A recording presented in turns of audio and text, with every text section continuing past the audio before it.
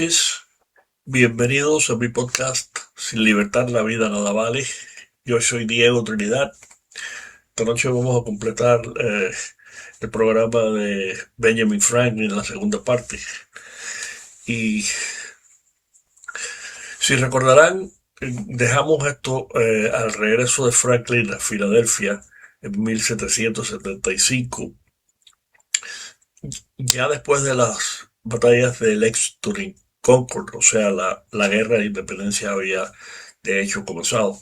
Franklin, a pesar de que fue recibido eh, un poco fríamente en Filadelfia, porque muchos pensaron que se había demorado mucho en declarar su posición a favor de la independencia, pero inmediatamente de todas maneras fue electo presidente del nuevo estado de Pensilvania y delegado al Congreso Continental.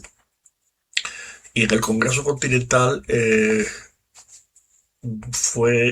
hizo algunas contribuciones importantes, especialmente en la redacción de la Declaración de Independencia. Eh, Franklin fue nombrado en un comité de 5 junto con Thomas Jefferson y John Adams principalmente, y pensaron que Franklin iba a escribir la declaración, pero John Adams consideró que Jefferson era el mejor escritor de todos ellos y así le dieron la tarea. Y Jefferson escribió la primera declaración, pero fue editada, muy editada por el Congreso en general y por los miembros del comité, incluyendo Franklin. Una de las contribuciones importantes que hizo fue de la fraseología de la declaración cuando se refería a los derechos. Originalmente Jefferson escribió los derechos heredados, pero Franklin lo cambió a derechos inalienables. Esa fue su contribución, a pesar de que en general la editó y la mejoró, porque recuerden que Franklin publicó periódicos por mucho tiempo en Filadelfia y fue editor. Así que casi inmediatamente después de la declaración de independencia en octubre de 1776, a Franklin lo escogieron como enviado para ser el primer ministro en Francia. También lo fue en Suecia, pero eso fue simbólico porque él nunca fue a Suecia. Pero en Francia sus contribuciones fueron enormes, y en realidad en ese sentido nadie contribuyó más a la victoria de los independentistas que Franklin, porque es casi seguro que solos, sin ningún aliado importante, el cual Francia fue el más, que era la segunda potencia más poderosa del continente después de Gran Bretaña, y todos los franceses pues querían vengarse de la derrota de 1763 en la Guerra de los 7 Años, donde Francia perdió Canadá y muchas de sus colonias en el Caribe. Cuando Franklin llegó a París, ya había un personaje muy importante contribuyendo a las actividades de los revolucionarios, el conde de Beaumarchais, un hombre de la nobleza, pero además de eso, muy famoso porque escribió las óperas El Barbero de Sevilla y La Boda de Fígaro. Beaumarchais tenía simpatías republicanas y formó una compañía llamada Rodríguez y Hortalez, que algunos autores reconocen que contribuyó hasta un 90% de la pólvora y los armamentos militares que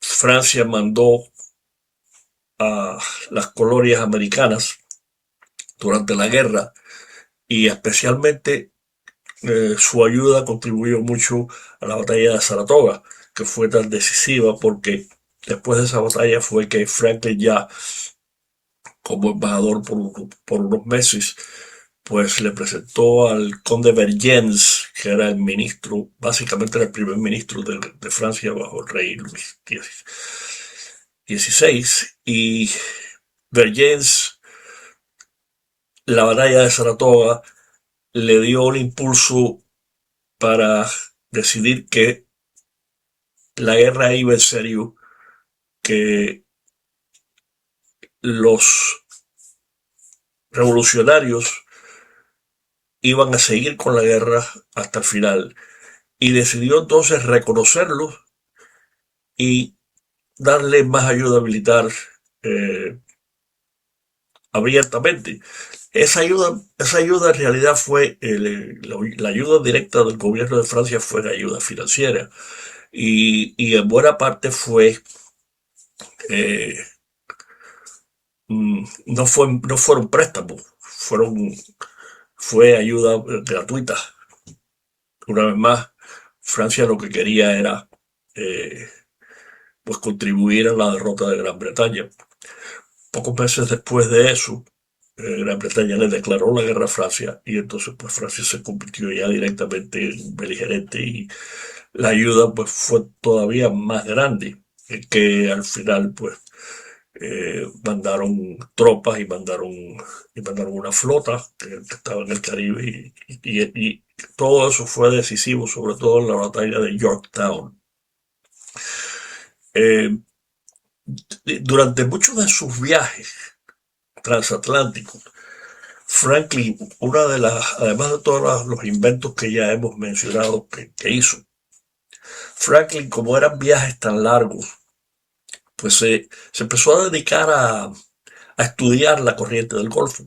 Era un hombre, como ya hemos mencionado, muy curioso prácticamente de todos los fenómenos naturales y observó la corriente del Golfo durante varios de los viajes y terminó haciendo un mapa de la corriente del Golfo, que fue quizás una de las, si no, eso no fue un invento, obviamente fue un descubrimiento, pero uno de los más útiles porque contribuyó mucho a la navegación transatlántica. Los inventos de Franklin fueron eminentemente prácticos. Por supuesto, el pararrayos fue el más útil de todo, en el sentido de que eh, una buena parte de los fuegos se provocaban por los rayos y muchas de las casas casi todas las casas eran de madera. Así que aún mientras estaba en el barco, siguió contribuyendo con sus observaciones y ese mapa que hizo de la corriente del Golfo, pues fue enormemente útil en la navegación mundial eventualmente. Las relaciones con Vergennes, el ministro de Francia, con Franklin fueron muy buenas. Franklin, a pesar de que no hablaba francés, pero aprendió bastante y se podía desenvolver bastante bien. Además de eso, tuvo un tremendo impacto en la sociedad parisienne, sobre todo, o sea, ya Franklin era un hombre mundialmente famoso por sus descubrimientos sobre la electricidad, sus relaciones con científicos franceses y sobre todo en la sociedad, pues las mujeres lo adoraban. Y ya hemos hablado de la fama de mujeriego de Franklin y ya yo les he dicho que eso en verdad no era tan así, pero en su estadía en Francia, en París, sí tuvo largas relaciones, vamos a llamarles relativamente platónicas. Yo no sé si llegó a algo más, pero fueron relaciones importantes, primero con una mujer mucho más joven que él, que era vecina eh, del- la casa donde vivía en las afueras de París, Madame Brillon. Jugaba mucho ajedrez, eh, cantaba y bailaba. Franklin era músico, como ya hemos mencionado. Y todavía mucho más importante, eh, Madame de Brillon era una mujer mucho más joven, que estaba en sus quizás 30 años, casada. La otra era viuda, Madame de Helvetius. Y con esa su relación fue más larga y más seria. Es más, antes de regresar para Estados Unidos, ya hacia el final de la guerra, Franklin le propuso matrimonio y ella no aceptó. Ya cuando aquello, la esposa de Franklin, que como mencioné nunca se casó, Débora, había muerto y Franklin se enamoró de la mujer. Sus relaciones con las mujeres, como ya he mencionado varias veces, eh, en buena parte eran intelectuales, porque eh, pues siempre fueron mujeres inteligentes y relativamente bien preparadas para cuando aquello. Y sobre todo, estas dos jugaban mucho ajedrez. Esas relaciones que fueron muy útiles para Franklin en la corte del rey en Versalles.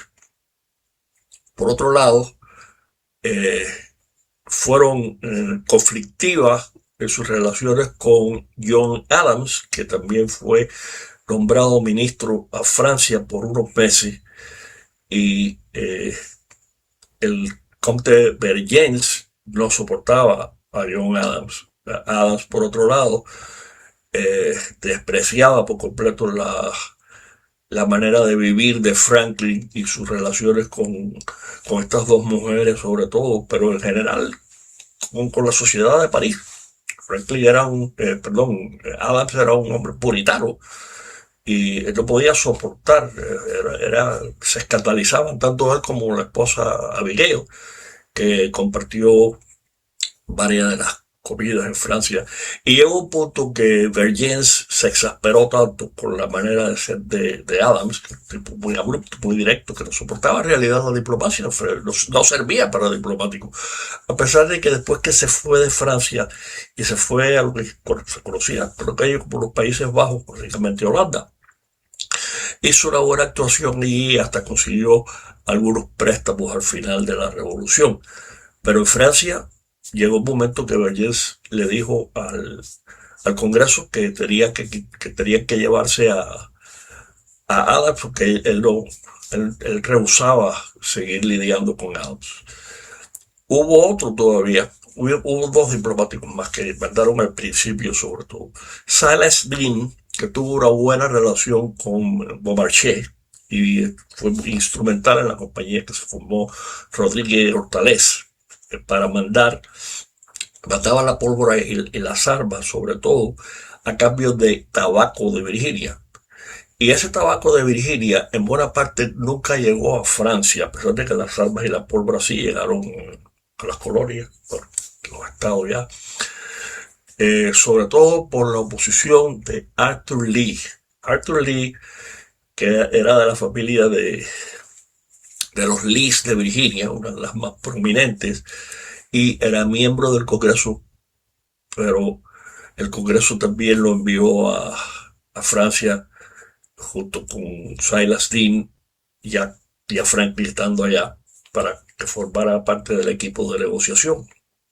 Pero Arthur Lee, que fue un hombre intrigante, fue un hombre que en realidad le hizo mucho daño a la revolución, sobre todo porque detestaba a Franklin y también a Silas Deane. Silas Deane lo acusó de haberse robado parte de la ayuda que mandaba Beaumarchais. Es más, falsamente le reportó al Congreso que la ayuda de Beaumarchais había sido gratuita, que ahí no había ningún préstamo, ninguna relación comercial, lo cual era mentira. Y eso, como era de Virginia, evitó en buena parte que la mayor parte de las embarcaciones de tabaco ni siquiera salieran de Virginia para Francia. Eventualmente, tanto Arthur Lee como Silas Deane abandonaron a Francia, se quedó Franklin como negociador principal y eso fue lo que primero llevó a la alianza después de la batalla de Saratoga y después de eso, pues todos los pormenores durante la guerra hasta el final, incluyendo eh, el envío de tropas francesas que fueron decisivas en la batalla de Yorktown. Había más soldados franceses que coloniales. Y la flota que llegó eh, también fue importantísima porque bloqueó la entrada de la flota inglesa que no pudo llegar a Yorktown y evacuar la, las tropas británicas de Cornwallis y por eso pues Cornwallis se tuvo que rendir después de un sitio de varios meses y la posición se convirtió en insostenible. Y toda esa ayuda francesa en gran parte se consiguió gracias a la habilidad diplomática de Franklin, que en ese sentido se puede considerar como quizás el mejor diplomático americano de todos los tiempos, porque como dije al principio, sin la ayuda francesa, específicamente y la entrada de Francia en la guerra, muy difícilmente la revolución hubiera ganado.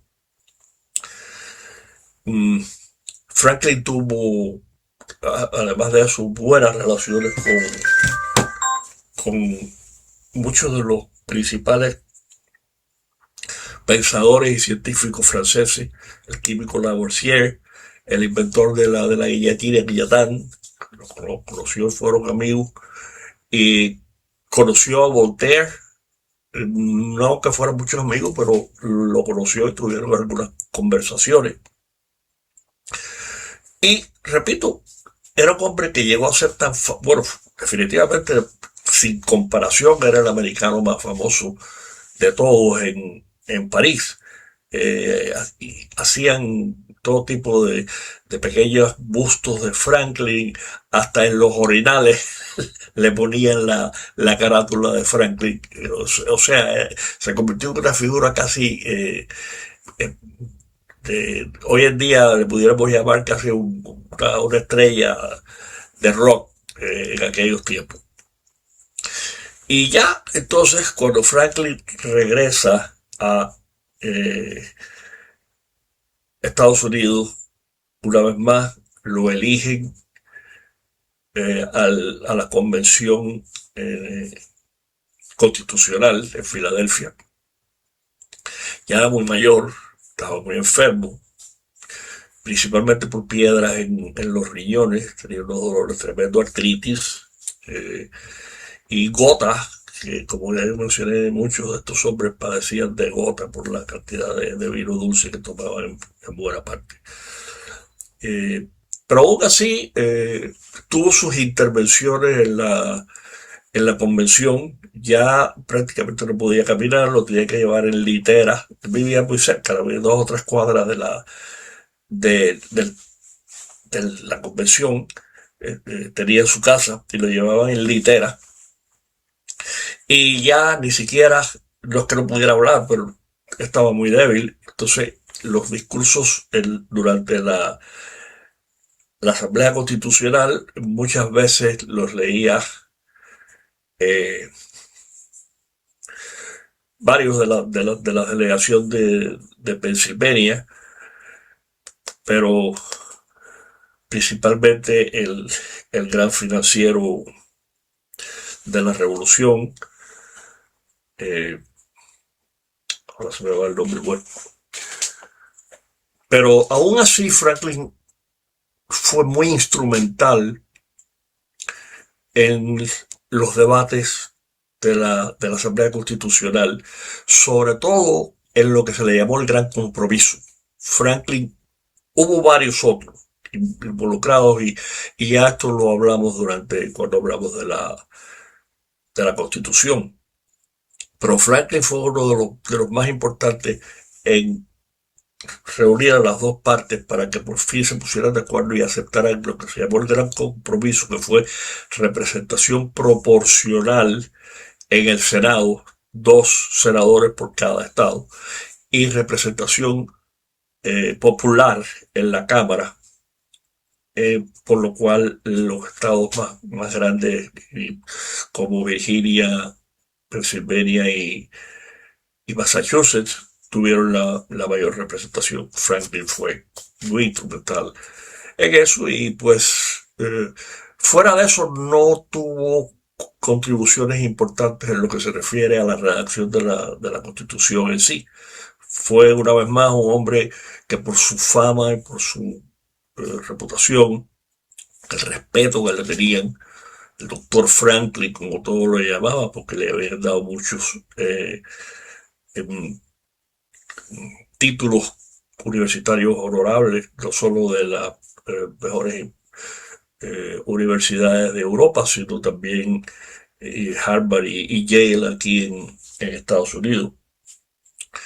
Y pues por el gran respeto que le tenía. Pero varias veces Franklin tuvo intervenciones, eh, aún cuando Morris, el nombre que se me olvidaba, eh, leía sus discursos y sus intervenciones. Pero Franklin, en realidad, como lo ha llamado uno de sus biógrafos, Walter Isaacson, fue el fundador que más, eh, con quien más nosotros nos pudiéramos identificar todavía en estos tiempos. Definitivamente de todos ellos, Franklin fue políticamente el menos conservador y el más, entre comillas, democrático, en el sentido de que por su origen más humilde, siempre fue un hombre más del pueblo, completamente opuesto a la aristocracia, eh, y pues muchas de sus posiciones, incluyendo, por ejemplo, su apoyo al unicameralismo de Pensilvania. Pensilvania fue el único estado que nada más tenía una cámara legislativa en vez de dos, como todos los demás. La cámara alta y la cámara baja. En Pensilvania nada más que había uno. Y eso Franklin lo apoyó. Fue una de las medidas en que él estuvo opuesto por casi todos los demás. Así que su influencia fue, vamos a llamarle, muy indirecta, pero fue importante, tanto para conseguir, sin ese gran compromiso, eh, la conversión, pues nunca hubiera tenido éxito, nunca hubiera podido hacer nada. Eh, Al final de su vida, Franklin tuvo 2 esclavos. No fue dueño de muchos esclavos, de mucho menos. Eran más bien sirvientes personales, pero eran esclavos negros. Y ya al final de su vida los emancipó a los que le quedaban y fue uno de los fundadores de la primera sociedad abolicionista que hubo en Estados Unidos, en Pensilvania. Fue presidente de la sociedad abolicionista y aún durante la convención congresional, a pesar de que él sabía muy bien que era imposible hacer nada eh, hacia la esclavitud porque los estados del sur no hubieran apoyado la constitución. De todas maneras, su posición era bien, su posición antiabolicionista o antiesclavista más bien, era muy conocida y lo expresó varias veces durante la Constitución, además que todos lo sabían. Al final ya sus últimos años de vida siguió mucho más activo en la sociedad y aunque eso no tuvo éxito, eh, pues durante la Constitución, para los efectos de ahora, de hoy en día, que tanto han criticado a los fundadores, porque sobre todo los principales y los primeros presidentes, excepto Adams, fueron dueños de esclavos, incluyendo por supuesto Washington, que por otro lado fue el único que los emancipó a todos en su testamento, o sea, después de su muerte, no en vida. Pero la posición de Franklin fue mucho más adelantada a ellos y los que tenían los liberó también.